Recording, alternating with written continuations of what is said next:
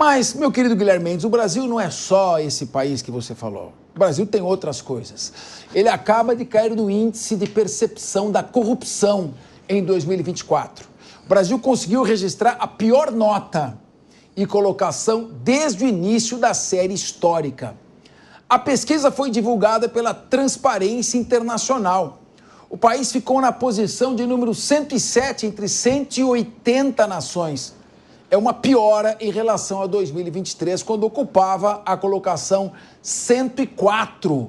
Olha só, a gente está preocupado com o país que na internet fica, às vezes, fazendo fake news, mas olha que preocupação que passou ao largo nosso, hein? A Transparência Internacional atribui a piora no ranking a uma combinação de fatores. Bom, quais são esses fatores? Falta de transparência nesse novo PAC, portanto, dificulta o controle social. Como as pessoas vão saber para onde o dinheiro está indo, como é que está sendo gasto, quem está mandando para onde. Então, primeira coisa. Segundo, a percepção de crescente ingerência política na Petrobras. Lembra da Dilma quando quebrou a Petrobras? Então, voltou a ingerência política e percepção da Transparência Internacional. Negativas seguidas do governo de acesso à informação, incluindo casos envolvendo a alta cúpula do governo. Como é que estão gastando dinheiro? Que gastos pessoais é esse? Que tipo de vinho estão bebendo? Desvio de emendas parlamentares e corrupção no Departamento Nacional de Obras contra as Secas. A Transparência Internacional alerta que o índice reflete a expansão da influência do crime organizado dentro das instituições estatais no Brasil. As melhores posições do Brasil no ranking foram em 2012 e 2014, durante o governo da Dilma Rousseff. Veja-se lá. Olha como estamos piorando. Meu querido Coronel Sérgio Marques, está faltando um pouco de foco? O crime organizado agora está ameaçando rebelião geral nos presídios federais. Corrupção generalizada. Nas estatais, rombo de mais de 6 bilhões de reais. Déficit fiscal de mais de 300 bilhões, 53 bilhões de emendas parlamentares que ninguém tem controle. E o problema é passar um batom na estátua da Justiça na frente do STF? Queria te ouvir. Uma pena de 17 anos. Tem outros aspectos também. O próprio silêncio do governo federal em falar sobre corrupção, o que tem sido feito para evitar a corrupção. Nós também temos uma emenda que está em trâmite no Congresso Nacional falando sobre segurança pública.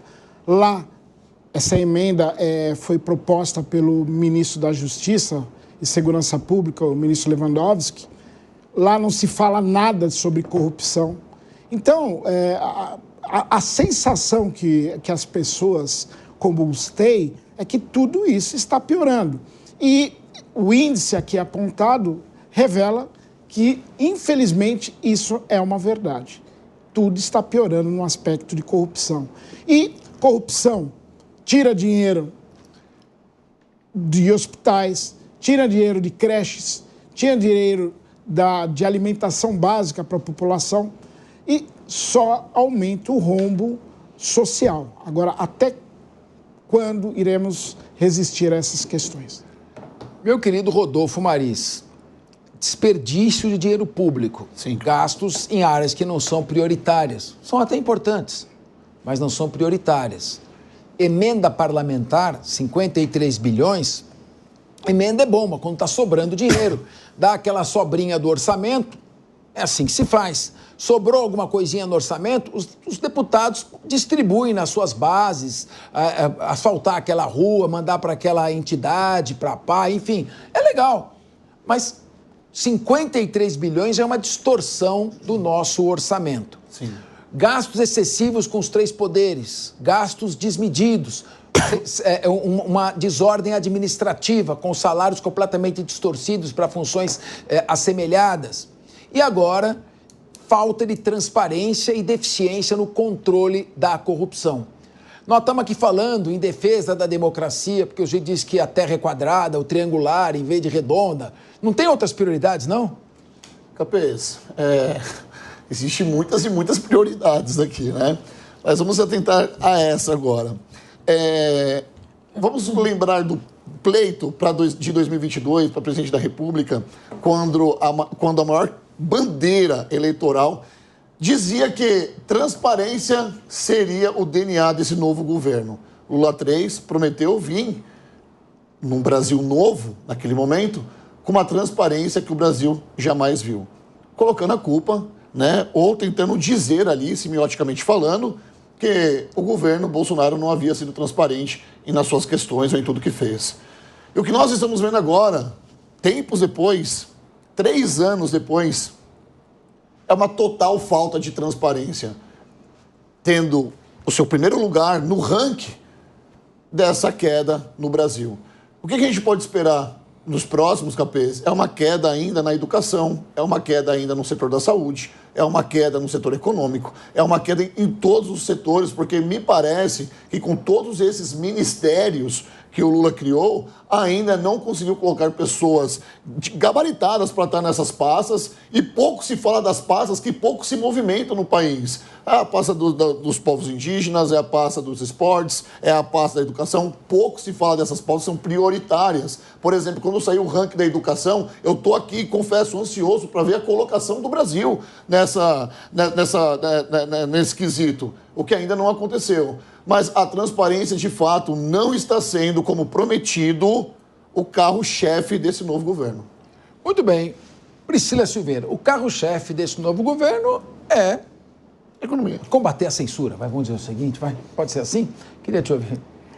Capês, ele começou, né, o atual governo fala dessa transparência. A gente tem acompanhado algumas situações onde ele dizia que, olha, que absurdo colocar em sigilo determinada dado, e aí a gente acaba que ele vem e faz igual o governo anterior que ele criticava. Então, nesse ponto, a gente tem essa complicação, mas o que me chama a atenção, Capês, é como que a pessoa, ou como as pessoas que votam nessa estatística, elas têm essa sensação de ausência de combate à corrupção. A gente tem uma lei que fala da anticorrupção, enfim, trata essas coisas de compliance. E o que eu quero chamar a atenção aqui da nossa audiência é que, curiosamente, os menores índices trazidos dentro dessa corrupção foram, de fato, no governo Dilma, como você já havia falado, mas no Michel Temer beirou próximo do que a gente tem atualmente. No ano de 2018, no governo Michel Temer, esse ranking caiu para 105, né, lugar 105.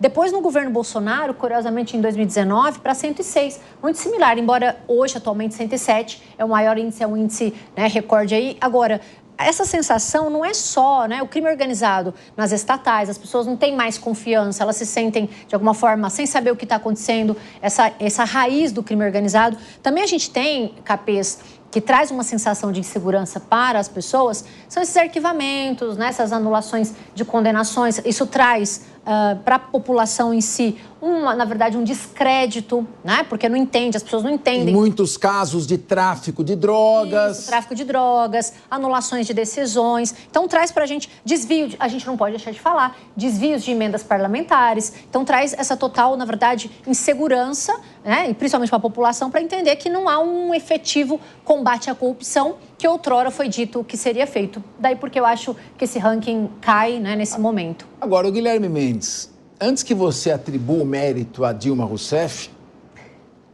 que não sei se você vai fazer, eu quero te lembrar que no governo Dilma, o Brasil vivia o auge da Lava Jato.